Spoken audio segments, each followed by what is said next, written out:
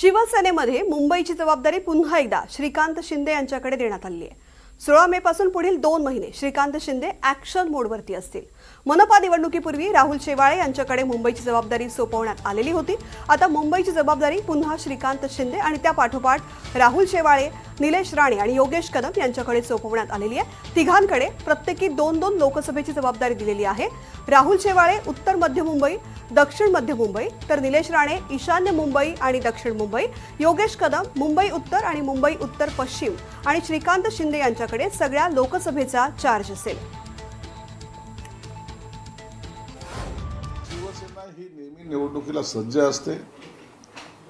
आता कोणत्याही निवडणुका नाहीत आणि अशा काळामध्ये कार्यकर्त्याचे संघटन एक मजबूत करण्यासाठी खासदार श्रीकांत शिंदे हे महाराष्ट्रभर दौरा करतात।